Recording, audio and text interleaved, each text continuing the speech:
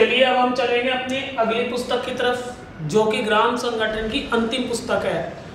पुस्तक का नाम है मासिक प्रतिवेदन और ये पुस्तक हमारी 14वें नंबर की किताब है। इस पुस्तक की परिभाषा है, जिस पुस्तक में ग्राम संगठन अपने पूरे माह का कामकाज एवं लेन देन आय व्यय सहित लिखकर संकुल यानी कि क्लस्टर संगठन को भेजता है, उसे मासिक प्रतिवेदन कहते हैं। इसके अलावा वीओ के मासिक कामकाज का पता चलता है कि एक महीने में उसने क्या क्या काम किए, इसका पता चल जाता है। वीओ के लाभ हानि का पता चलता है कि ग्राम संगठन घाटे में चल रहा है या मुनाफे में चल रहा है, इसका पता चल जाता है। वीओ द्वारा किए गए सामाजिक कार्यक्रम का पता चल जाता है। वीओ में कौन कौन से सामाजिक कार्यक्रम किए जा रहे हैं, इसका पता चल जाता है।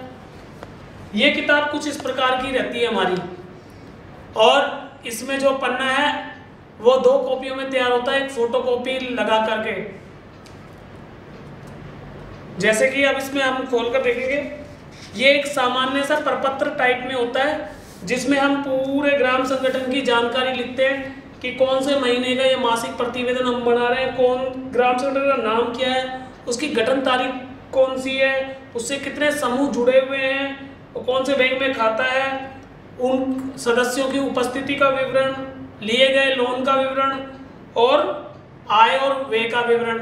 ये 2 पन्नों में तैयार होता है, ऊपर ब्राउन और नीचे व्हाइट वाला। इनके बीच में हमें कार्बन पेपर लगाना पड़ता है और इसका पूरा का पूरा ये 2 पन्नों के अंदर आता है। यहाँ से यहाँ आने के बाद ये भी 2 कॉपी में तैयार होता है, और जब ये तैयार हो जाता है पूरा का पूरा 2 कॉपियों में हमने तैयार कर लिया, और व्हाइट वाला पोर्शन हम इससे अलग कर लेते हैं। और अलग करने के पश्चात मासिक प्रतिवेदन की 1 कॉपी, एक ग्राम संगठन के डीसीबी की कॉपी और एक बैंक ऋण डीसीबी की कॉपी, ये तीनों कॉपियां एक साथ नत्थी करके क्लस्टर संगठन को जमा की जाती है, जिसके आधार से क्लस्टर संगठन को इस ग्राम संगठन की ग्रेडिंग करने में आसानी होती है।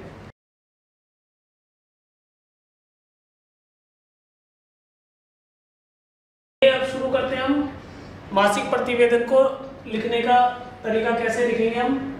सबसे पहले जिस महीने का ये मासिक प्रतिवेदन बनाया जा रहा है उस महीने का नाम आएगा। उदाहरण के तौर पे हम लिख लेते हैं फरवरी 2019। अब यहाँ पे आया ग्राम संगठन का नाम। ग्राम संगठन का नाम हो गया उजाला राजीविका। गांव का नाम आ जाएगा बरथल। इसके बाद आएगा ग्राम संगठन की गठन दिनांक। तो ग्राम संगठन की गठन दिनांक में जिस तारीख का इसका गठन हुआ था वह तारीख आ जाएगी। हम यहाँ लिख लेते हैं 15/9/2015 उदाहरण के तौर पर। और अब हम आगे चलेंगे। इसे पूछा गया है गांव में समूहों की संख्या, कि गांव में टोटल समूह कितने हैं। हम उदाहरण लिख लेते हैं इसमें 12। अब ये 12 समूह में टोटल सदस्यों की संख्या पूछी गई है। सदस्यों की संख्या में हम लिख लेंगे 140। इसके बाद वीओ में शामिल समूहों की संख्या, शामिल समूहों की संख्या में आ जाएगा 10। और इन 10 समूहों में टोटल सदस्य कितने हैं वो संख्या हमें डालनी है इस जगह। तो इसका मतलब ये हो गया कि टोटल सदस्य हो गए 120। इसके पश्चात पूछा गया है बैंक का नाम और शाखा का नाम। तो जिस बैंक में इसका खाता है उसका नाम है SBI, शाखा हो गई निवाई।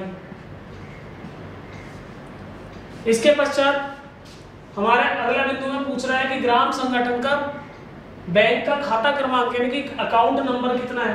तो अकाउंट नंबर में लिख लेंगे 612419555372, ये अकाउंट नंबर हो जाएगा।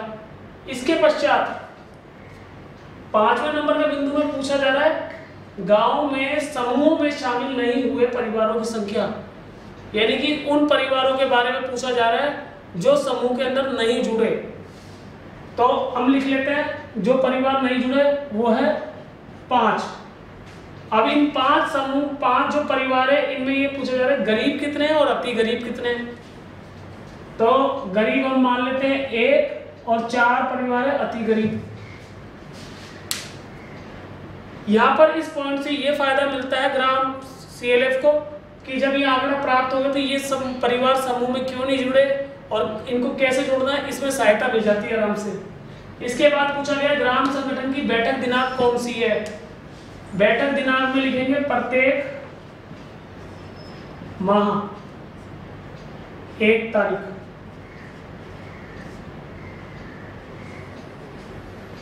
इसके बाद ग्राम संगठन की बैठक संख्या, बैठक संख्या में हम लिख लेंगे 45। ये यहां से लेके नंबर 7 तक का 1 से 7 तक में जो पूछा गया है वो ग्राम संगठन के बारे में बेसिक जानकारी पूछी गई है। अब इसके बाद जब नंबर 8 में आते हैं तो नंबर 8 में उपस्थिति का विवरण है कि इतनी बैठकों में समूह कितनी बार उपस्थित हो गए और पदाधिकारी कितनी बार उपस्थित हो गए। उदाहरण के तौर पे हम मान लेते हैं समूह की उपस्थिति पिछले माह तक। पिछले माह तक का मतलब है कि जो पिछली मीटिंग गई थी उस तक कितनी बैठक हो चुकी है, समूह कितने उपस्थित हो चुके हैं। तो मान लेते हैं 350। और इस माह की मीटिंग में ये मान लेते हैं टोटल हमारे पास 10 समूह थे जो इसके ग्राम संगठन में जुड़े हैं और इस महीने में 8 ही समूह ग्राम संगठन मीटिंग में आए। तो हम मान लेते हैं 8 समूह आए तो टोटल हो गया 358। अब पदाधिकारियों की उपस्थिति पूछी गई है। पदाधिकारियों की उपस्थिति तो पिछले माह तक जो पदाधिकारियों की उपस्थिति है वो है 678। अब 678 जो उपस्थिति है इसके बाद अगला पूछा गया है कि इस महीने में कितनी उपस्थिति है। तो हम ये मान लेते हैं 8 समूहों से 15 पदाधिकारी इस महीने में आ गए और 15 पदाधिकारी आने के बाद अब यहाँ पे हम कर लेंगे इसका कुल योग। 8 और 5 13 का 3 हासिल लगा 1, 7 और 2 9 यानी कि 693 टोटल हो जाएगी टोटल उपस्थिति आज तक की। इसके बाद अगला 9वां बिंदु है ग्राम संगठन पाए हुए ऋण और ऋण का भुगतान। यानी कि इस पॉइंट के अंदर ये पूछा है कि ग्राम संगठन ने किसी भी संस्था से अगर कोई लोन ले रखा है तो उस लोन के बारे में यानी कि ऋण के बारे में यहाँ पे जानकारी आएगी। सबसे पहले हम लिख लेंगे क्रमांक, संस्था के नाम में आ जाएगा सुगनाबाई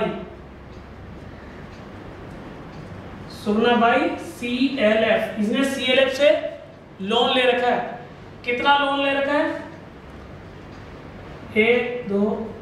10 लाख रुपए, यानी कि पिछले महीने तक इसका टोटल लोन बाकी रह गया 10 लाख रुपए का।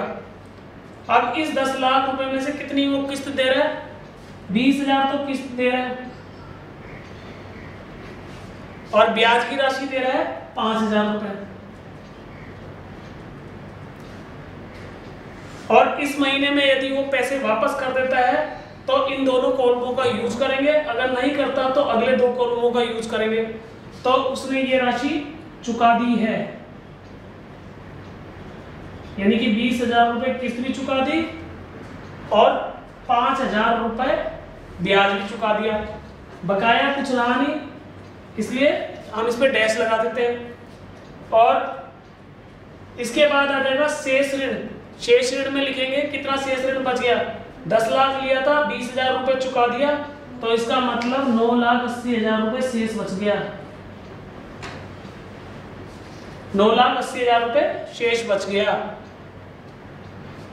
यहां तक लिखने के बाद हम चलेंगे इसके आय और व्यय की तरफ। इस आय और व्यय में 2 बातें लिखी जाती है, व्यय का विवरण और आय का विवरण।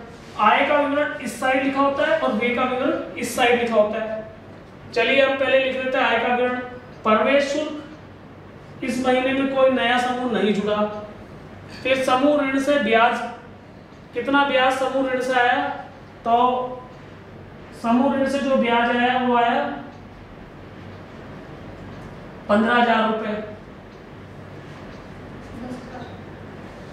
15,000, ठीक है।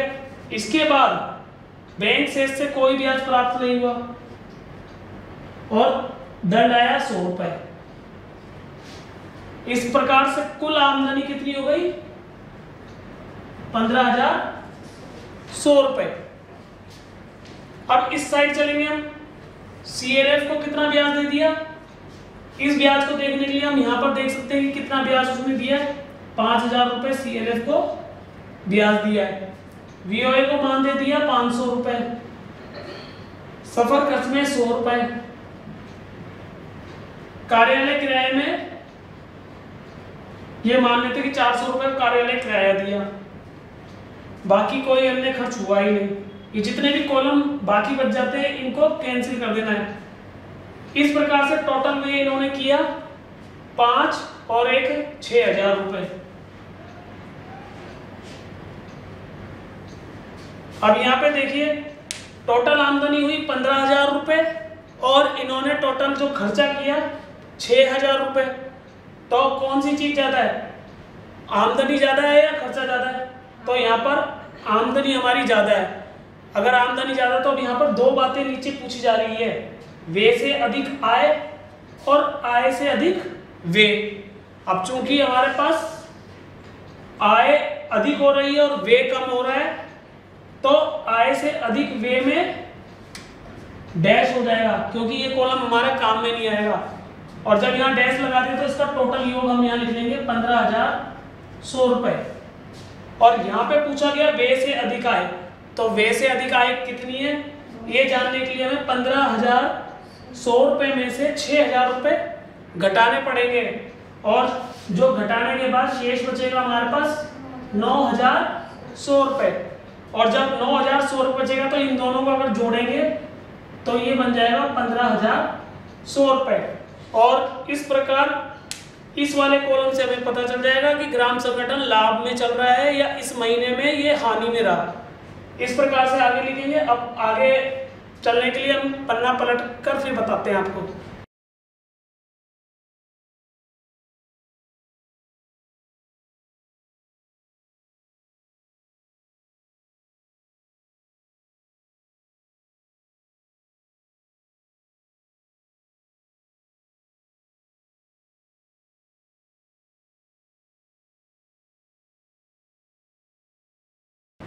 चलिए इसके बाद आगे के कॉलम में चलते हैं। 11वें नंबर का बिंदु कह रहा है कि इस ग्राम संगठन के बैंक खाते में शेष राशि कितनी बची हुई है।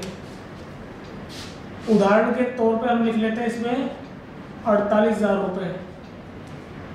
महीने के अंत में शेष राशि हाथ में कितनी रखी गई है, यानी कि जब मीटिंग वगैरह सब खत्म हो जाती है तो महीने के आखिरी में महिला के यानी कि कोषाध्यक्ष के पास शेष राशि कितनी पड़ी हुई है नगद? 500 रुपए। इसके बाद 13वें नंबर का बिंदु ग्राम संगठन द्वारा किए गए प्रशिक्षण का विवरण। इस बिंदु के अंदर ग्राम संगठन अपने क्लस्टर संगठन से निवेदन करेगा कि हमारे इतने बीके को या समूह को ट्रेनिंग देनी है और ट्रेनिंग देने के लिए हमें सहायता चाहिए। उस अवस्था में ग्राम क्लस्टर संगठन इनको कुछ बजट देगा और उसके आधार पर ये प्रशिक्षण करेंगे। उदाहरण के तौर पे मान लेते हैं कि इन्होंने कोई बजट आया और प्रशिक्षण करवाया, तो सबसे पहले प्रशिक्षण का नाम लिखते हैं बीके प्रशिक्षण। इस प्रशिक्षण में जो समूह उपस्थित हुए थे वो हुए थे 10 और 10 समूह के 10 बीके और प्रशिक्षण की अवधि थी 3 दिन। ठीक है, 3 दिन की अवधि के लिए जो प्रशिक्षण के लिए वहां जो निधि आया था, बजट आया था, वो आया था 10,000 रुपए और 10,000 में से 9,000 रुपए खर्च हो गए और बाकी बचा हुआ निधि कितना रह गया? 1,000 रुपए। इस प्रकार से लिखिए। यदि इसके अलावा कोई और प्रशिक्षण होता है तो उसका विवरण भी हम इसमें दर्शा सकते हैं। इसके बाद 14 नंबर का बिंदु सूक्ष्म ऋण योजना एमसीपी की स्वीकृति, यानी कि कोई भी समूह जो अपना नया लोन ले रहा है या फिर एमसीपी के माध्यम से सूक्ष्म ऋण योजना के द्वारा कोई लोन की प्राप्ति हो रही है, ऋण की प्राप्ति, तो उसका विवरण यहाँ लिखेंगे। मान लेते हैं जय दुर्गा समूह ने लोन लिया था इस महीने में और इसके अंदर जो सदस्यों की संख्या है वो 12 है। कुल ऋण के अंदर जो मांग थी, टोटल मांग थी उनकी 1,30,000 रुपए। इन्होंने जो प्लान बनाया था, टोटल प्लान 1,30,000 का था, परंतु प्राथमिकता के अनुसार, क्योंकि इस समूह ने पहले ही तय किया था कि यदि पैसे की राशि कम आती है तो उसके अनुसार प्राथमिकता में हम पहले कितने सदस्यों को पैसा देंगे, तो प्राथमिकता के अनुसार सदस्यों की संख्या जो रखी गई वो रखी गई 4, और 4 की जो डिमांड राशि थी वो थी 60,000 रुपए।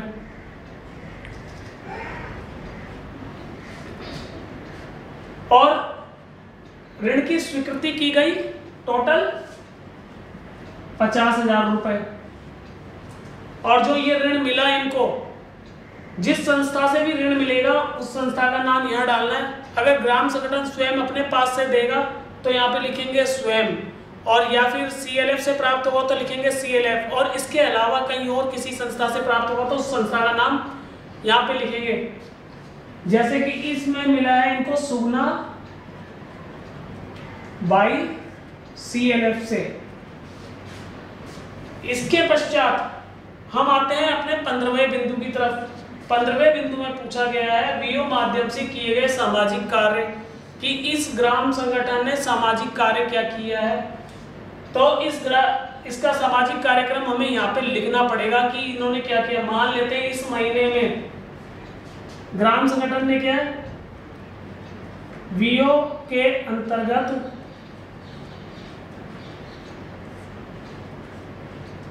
जुड़े हुए समूहों ने कोरोना महामारी के बढ़ते प्रकोप को देखते हुए महिला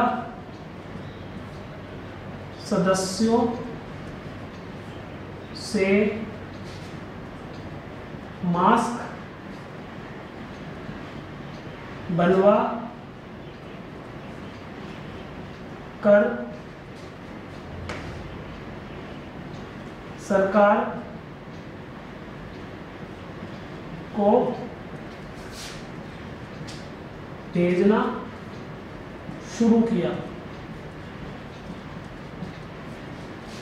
यानी कि कोरोना महामारी को देखते हुए महिला सदस्यों से उन्होंने मास्क बनवाए और मास्क को राजीविका द्वारा सरकार के पास भेजने का निर्णय लिया ताकि वो उन मास्क का उपयोग कर सके। इसके बाद ग्राम संगठन सहायिका अपने हस्ताक्षर इस साइड कर देगी और मोहर लगा के सभी पदाधिकारी एक तरफ अपने साइन कर देंगे और इस तरह से ये हमारा मासिक प्रतिवेदन लिखा जाएगा।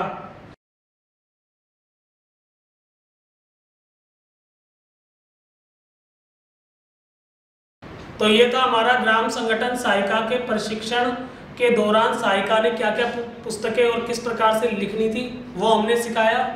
आशा करते हैं आप अच्छे से समझ गए होंगे। यदि आपको किसी भी पुस्तक को लिखने के दौरान सही से नहीं लिख पा रहे तो आप उस जगह इस वीडियो को पॉज करके भी लिख सकते हैं।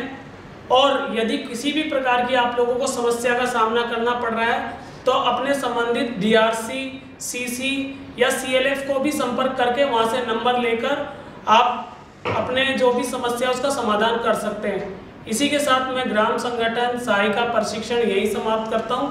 आप सभी को धन्यवाद और नमस्ते।